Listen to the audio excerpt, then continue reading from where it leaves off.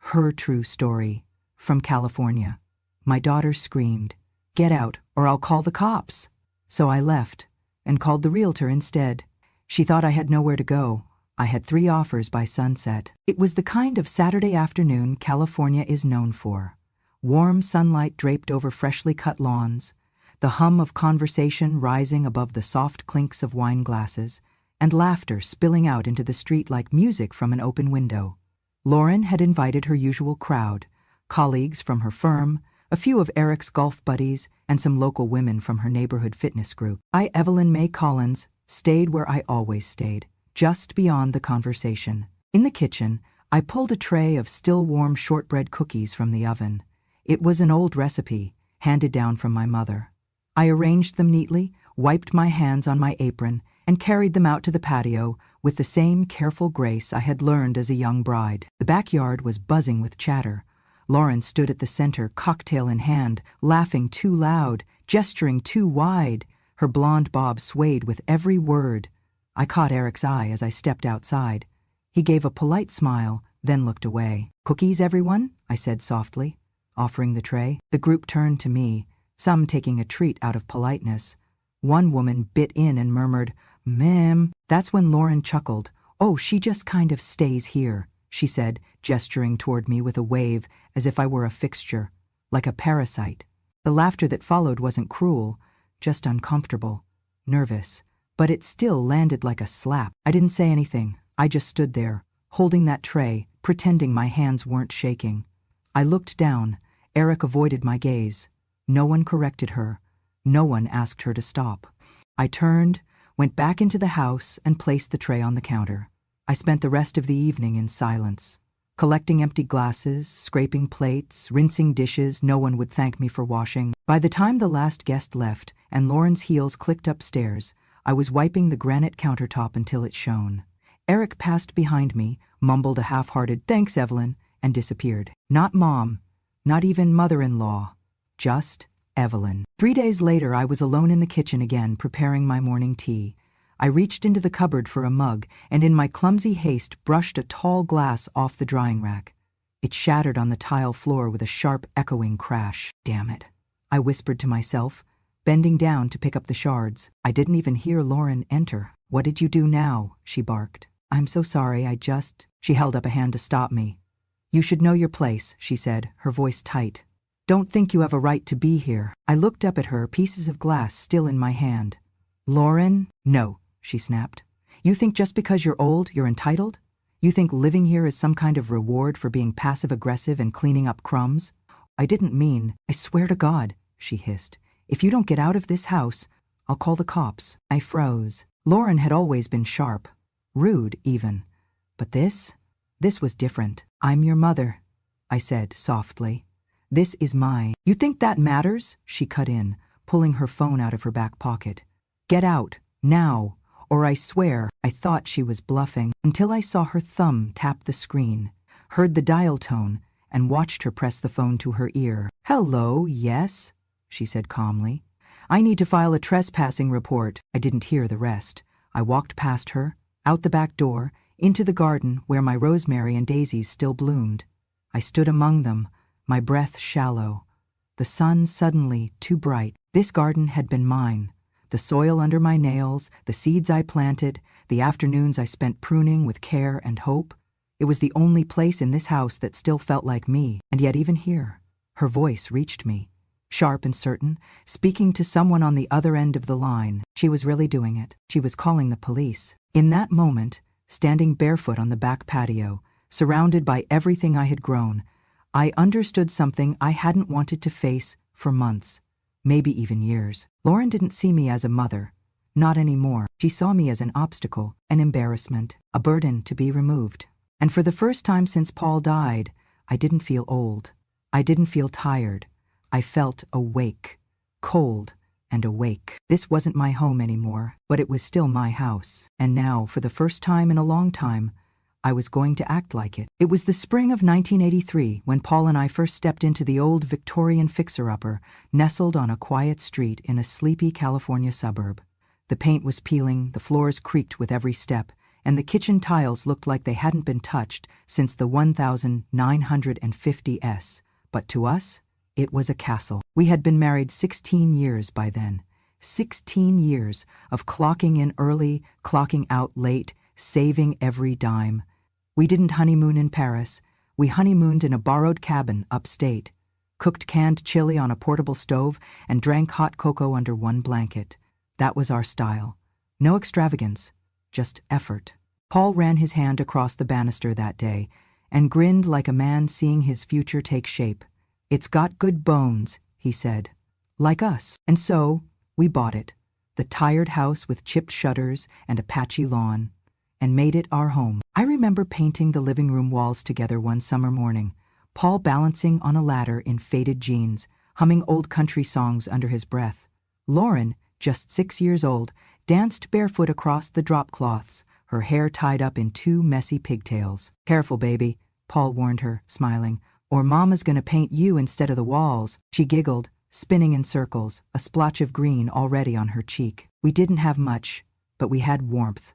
Dinners on the front porch, homemade Halloween costumes, hand-sewn curtains, a backyard garden that was more weeds than vegetables, but mine all the same. That house watched us become a family. It watched me cry when Paul got laid off, then cheer when he found a job fixing HVAC units. It saw birthdays, scraped knees, school projects, sleepless nights. It held our memories, layered into its very wood. And when Paul got sick in 2006, it became our final chapter. We turned the downstairs den into a bedroom for him because stairs became too much. I cooked soup and rubbed his back through the worst nights. He passed away quietly one morning in that same room, sunlight streaming through the blinds. I stayed in the house another 5 years after that. Every creak, every corner carried his voice. Sometimes I'd walk past the living room and swear I could hear him humming, but grief has a way of hollowing out even the warmest spaces. In 2011, Lauren suggested I move in with her and Eric. "It'll be better for both of us," she said. "You won't be alone anymore, and we've got the space now." At first I resisted. The house was mine after all. It wasn't grand, but it was mine, and it still smelled faintly of Paul's aftershave. But loneliness is a tricky thing. It can make even ghosts feel like company. So, I agreed. I packed up my life, the wedding photos, the crockery, the memories, and handed the keys to a property manager to rent the house out for income. I moved into the guest room of Lauren's suburban 2-story, thinking I'd be surrounded by warmth again. At first, it was pleasant. Lauren brought me tea. Eric helped me set up my bookshelves. I thought, maybe this is the next chapter, a shared home, a second chance at family closeness. But over time, the lines blurred. She started reorganizing my things. My knitting basket disappeared. My old clock was replaced by a sleek digital one. The home began to feel less like ours and more like hers, like I was a visitor. Then came the rules. No boiling garlic, no watching TV past 10, no guests without her approval.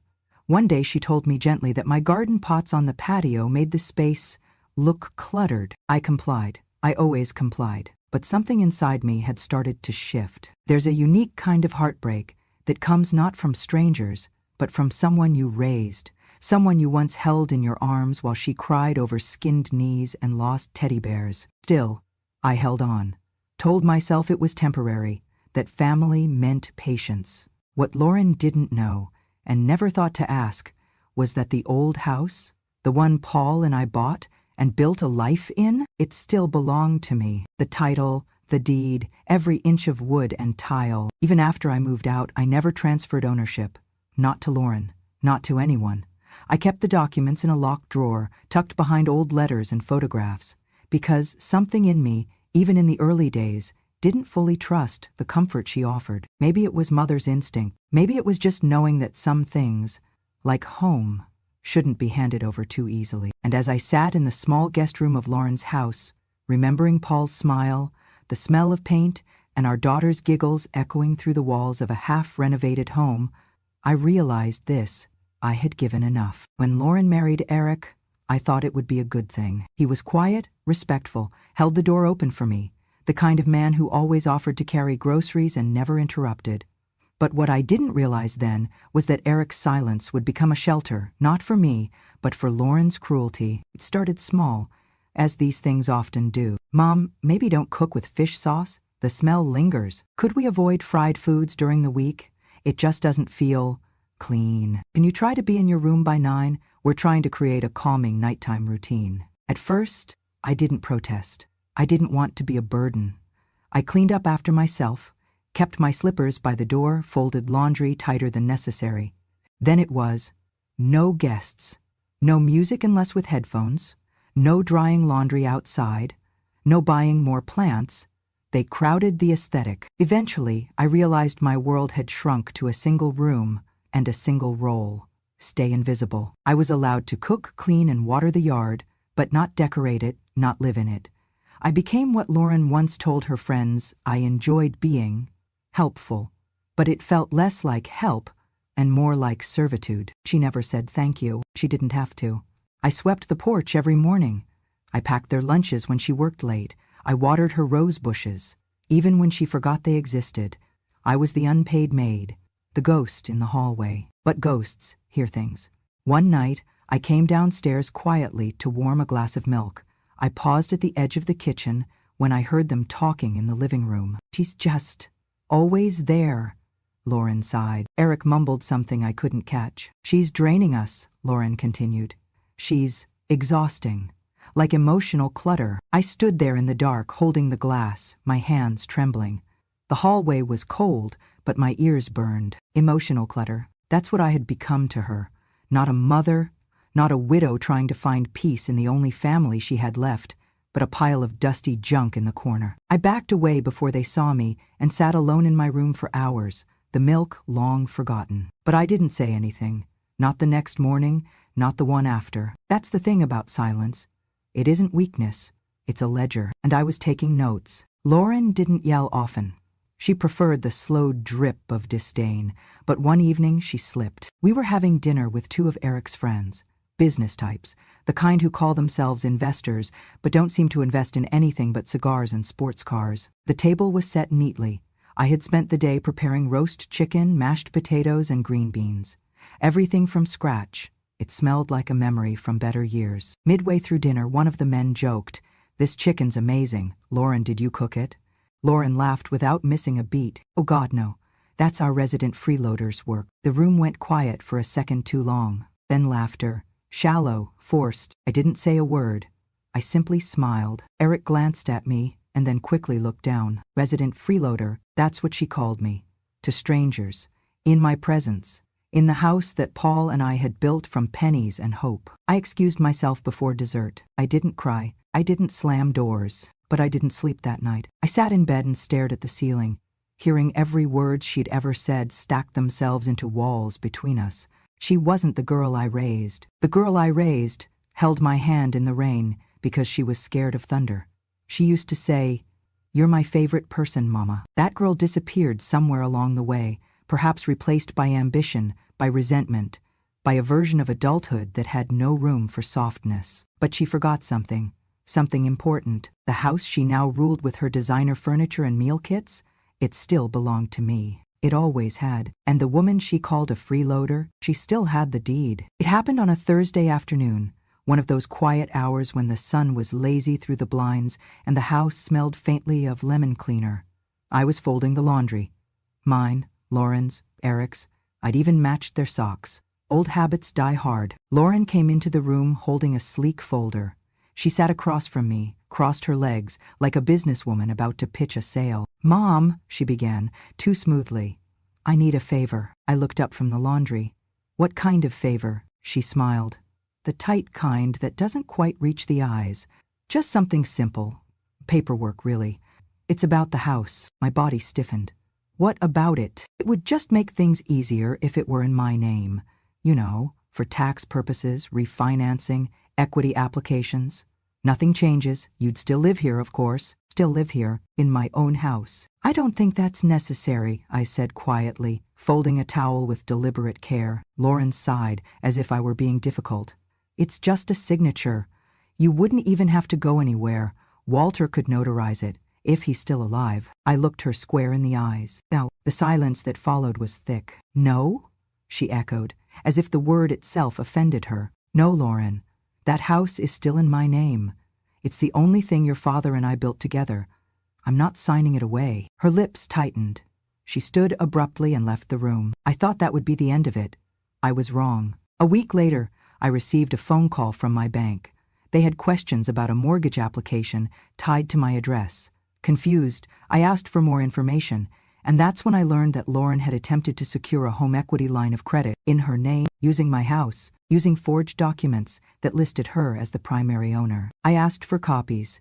The bank, sensing something was off, complied. There it was, my daughter's signature on papers claiming she was the rightful owner, that she had inherited the property, that she had taken over care of her elderly mother and was now handling all financial decisions. I stared at the documents for a long time, my hands trembling. It was no longer about disrespect. It was theft. Later that evening, I confronted her. Calmly. I didn't raise my voice. I spoke to the bank, I said, standing in the doorway of her pristine kitchen. I know what you did. She didn't flinch. She poured herself a glass of water. You shouldn't be poking around in things you don't understand, Mom. I understand perfectly, I said. You tried to steal this house. She leaned against the counter, sipping her water, then set the glass down and looked at me. Look, she said, voice suddenly sharp. You're not getting any younger. You don't work. You don't contribute. All you do is occupy space. I take care of this house, I said. I cook. I clean. You exist, she interrupted. Like wallpaper. That hurt. But I stood my ground. And still, I said, it's my name on the deed. Her face twisted. For a second, I saw something. Panic? Rage? Entitlement? Flash behind her eyes. Then she laughed, a dry, humorless sound. You think that matters? She said. You think that paper means something? I said nothing. You don't own this house, Mom, she spat. Not really. You live here because we let you. Because I had a moment of guilt and thought maybe it'd be nice to have family around. But let's be honest. No one kept you here out of love? I felt those words land, one by one, like stones on a casket. She wasn't finished. And if you won't cooperate, she said, stepping closer, then maybe you shouldn't be here at all. What does that mean? It means, she said slowly, you have 1 week to leave, or I will call the police and tell them you're trespassing. That was the moment I realized my daughter didn't just want me gone. She wanted everything. She wanted the house, the history, the inheritance, the freedom to erase me without consequence. She mistook my silence for surrender, but she forgot. I wasn't the one trespassing. I was the one who owned the land beneath her feet. It was just past 3 a.m. when I rose from bed without making a sound. I moved slowly, deliberately. After all, I'd rehearsed this night in my head for weeks. The house was still. Eric was likely asleep in the upstairs bedroom. Lauren, too. Or maybe not. She had a habit of scrolling her phone under the covers until her battery died. Whatever she was doing, I didn't care anymore. I opened my closet and took out the small suitcase I hadn't touched in years. Inside, I packed the essentials. A few pieces of clean clothing, my worn leather wallet, the marriage certificate Paul and I signed in 1967, his death certificate, and, most importantly, the title deed to the house. My hand brushed against the photograph I'd kept in a silver frame on my nightstand. Paul in his wedding suit, grinning like a boy, and me in that cream-colored dress Mama helped me sew. I tucked it into the case, folded in cloth as carefully as if it were glass. Then I sat at my little desk and wrote a note. It wasn't long. I didn't need it to be. Lauren, I don't hate you, but I'm done begging for space in a home I paid for with my life. I have nothing left to give and nothing left to ask. I folded the paper and left it under the porcelain teapot she always ignored on the counter. Then I pulled on my shoes and walked out the back door for the last time. The early spring air was crisp, and it carried that strange, bittersweet scent of jasmine and asphalt. As I walked down the street, suitcase rolling softly behind me, I didn't look back once. I checked into a small motel off the highway. Clean, no frills.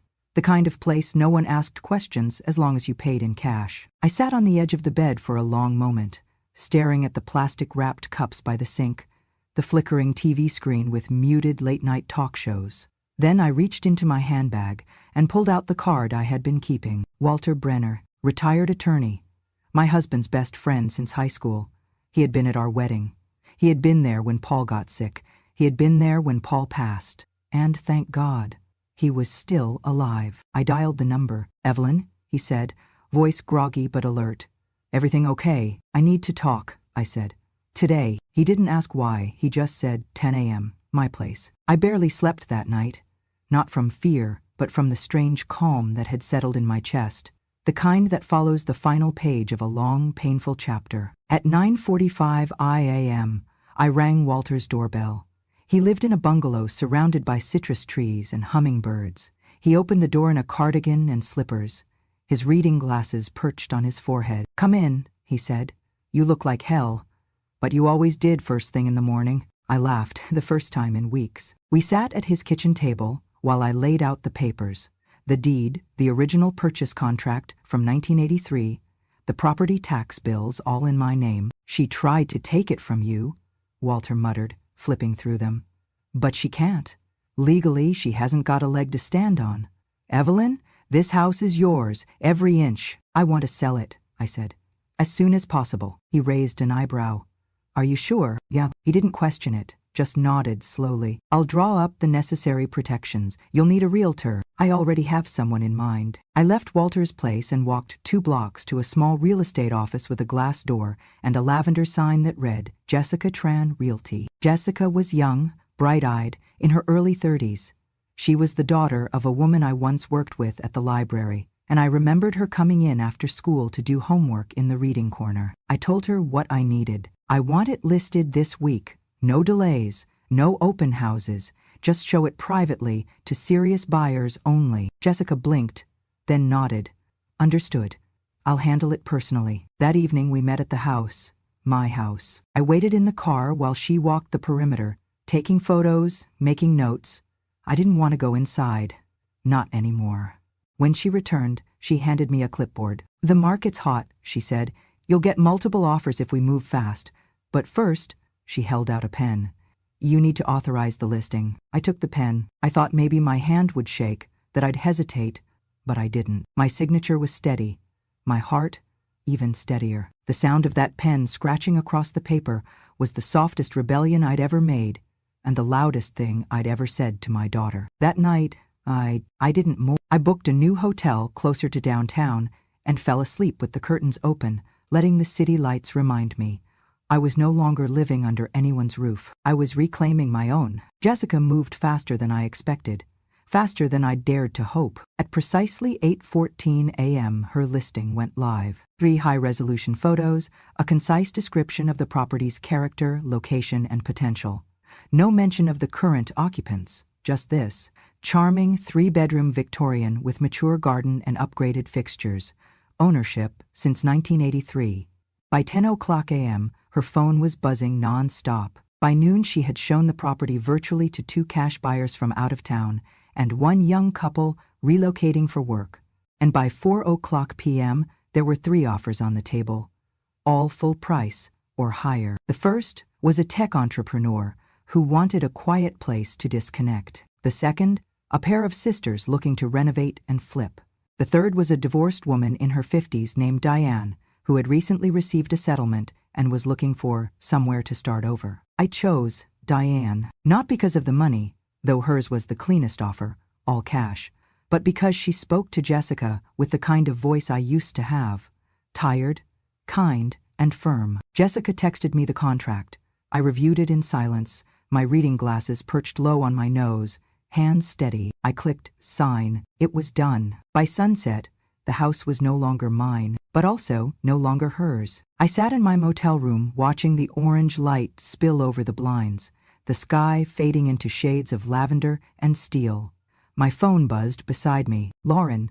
I didn't answer. The next call came 20 minutes later. Then another. Then another. By the time I had finished brushing my teeth, she had called 7 times. No voicemail, no text. She didn't want to explain. She wanted control. I set the phone on silent and placed it screen down on the nightstand. The next morning, Lauren's world shifted. At 8:30 a.m., a courier arrived at her door with a certified envelope. Inside, The legal transfer of ownership. Signed, notarized, irrevocable. The property now belonged to Diane Westfield, effective immediately. Accompanying it was a formal notice of tenancy termination, 7 days to vacate, or the new owner had the right to pursue legal eviction. The envelope bore my name in the sender line. Not Mom, not Evelyn, just E.M. Collins. I imagine Lauren stood there for a while, rereading the pages, searching for some loophole, some missing clause, but there wasn't one. What she never understood, not once, was that I never needed to scream. I only needed to remember what was mine and use it. By noon, Jessica texted to let me know she had received a voicemail from someone sounding panicked. Lauren had called her, pretending to be the true homeowner, trying to dispute the sale. Jessica simply replied, "All documentation is verified and filed with county records. Ms. Collins is the sole legal owner and has executed her rights within full capacity.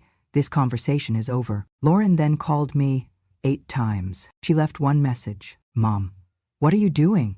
You can't sell this house. We live here. Are you losing your mind? Call me back. Please. This isn't funny." That word again, we. She never said you. She never once said, "You built this," or "You lived here first," or "I'm sorry." No. In her mind we lived there. And now we were being removed. But I wasn't. Just her. By dinner time, my phone had rung 24 times. I didn't pick up once. I watched the sun dip low over the skyline through the motel curtains. Outside, cars moved like ants through glowing veins of traffic. Inside, I sipped the same kind of tea Paul used to make me during stormy nights. Lauren didn't leave a second voicemail. She knew by then I wasn't bluffing, and I wasn't coming back. It didn't take long for the neighbors to notice. By midweek, the whispers began. Cars slowed a little when passing the front of the house. Lawn sprinklers hissed into silence, just long enough for someone behind the hedges to mutter, "Is that the daughter getting kicked out?" By Friday, the rumors had a rhythm. "She's getting evicted." "No, she's squatting." Can you believe it? Her mother sold the house without saying a word. I thought that place was in the family, and the worst of all, the one that echoed long after doors closed. Imagine being thrown out of your mother's house? Can't even imagine. Or heard them. She stepped outside that morning with her sunglasses on, a too bright lipstick, and her chin held unnaturally high. But the plastic bags under her eyes and the tension in her jaw betrayed the truth. She packed slowly, hoping someone, anyone, would intervene. That I'd appear with a change of heart. That some miracle would undo the very thing she'd spent years daring me to do. But no miracle came. Just silence. And a moving truck she had to pay for herself. When she finally wheeled her suitcases down the porch steps, 2 expensive Samsonites packed to the brim, she clutched her phone like a lifeline. It buzzed every few minutes with spam, updates, unknown numbers. But not from me, not once. She called again, and again, and again. I didn't pick up. Not because I was cruel, but because I had already said everything I needed to say. She had never heard me before. She'd only ever talked at me. And now, my silence was the loudest message I could send. Eric didn't help her carry a thing. He stood by the car, arms crossed, eyes distant. When she tried to hand him one of the bags, he stepped back. "I'm going to my mother's," he said flatly. "I didn't know you went that far." Lauren blinked. "Eric!" He didn't wait for her to finish. He just shook his head, got in the car and drove off. She stood there, alone on the curb, with 2 suitcases and a phone no one answered. That night, around 9 p.m., I heard a knock at the security gate of my new apartment. I had just made tea, mint and chamomile. The city glowed beyond the glass, skyscrapers like tall candles flickering in the night. My new home smelled of wood polish and quiet, the kind of quiet I hadn't known in years. I checked the monitor. Lauren, her makeup was smudged. She wasn't wearing sunglasses this time. Her eyes were red and puffy. She buzzed again. Then she knelt down, in the middle of the sidewalk, outside the gate. She didn't say anything at first, just looked up at the camera, her lips parted, trembling. And finally, she spoke. "Mom, I'm sorry. I didn't move. Please," she whispered. "Just let me in. Just for a little while. I have nowhere to go." The intercom was silent. She placed her palms together, like she had when she was 5, praying for a new bike. Like that would work again. "Please, Mom?" I watched for a moment longer. Then I stood, walked to the window, and pulled the curtain closed. I didn't do it with anger, just certainty. She had taught me a lesson I never wanted to learn.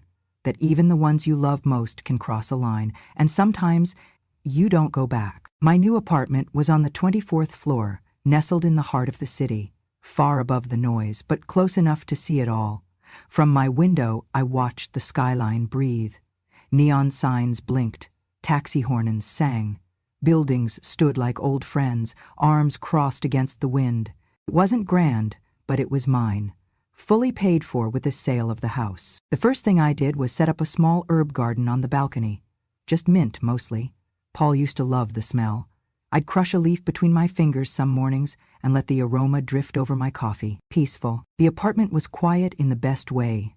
Not silent like fear, quiet like rest. One evening, I brewed a cup of mint tea, pulled my shawl around my shoulders, and stood at the window as dusk folded the city into soft shades of lavender and ink. That's when the phone buzzed. Lauren, her name lit up the screen. Again, I watched it ring. Once, I didn't pick up. I turned the phone face down on the table. 10 minutes later, the intercom buzzed. I glanced at the camera. She was there again, her coat too thin for the night air, her hair disheveled. She clutched a duffel bag and stood beneath the streetlight like someone who had run out of time. "Mom," she said into the speaker, voice cracking. "Please, let me stay. Just for a while. Just until I figure things out." I didn't answer right away.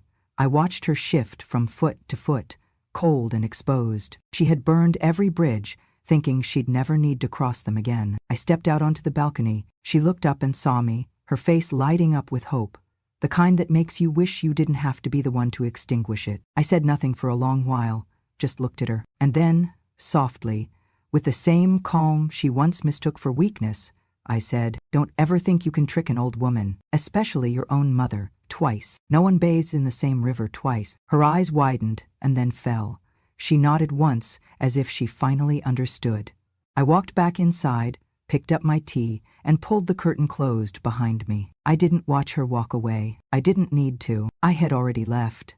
A long time ago. If you've ever been betrayed by the very person you gave life to, if you've ever stood in a room you paid for, only to be treated like you didn't belong, if you've ever cooked the meals, folded the clothes, tended the garden, and still been called a burden, then maybe you'll understand what I mean when I say this. Silence is not weakness.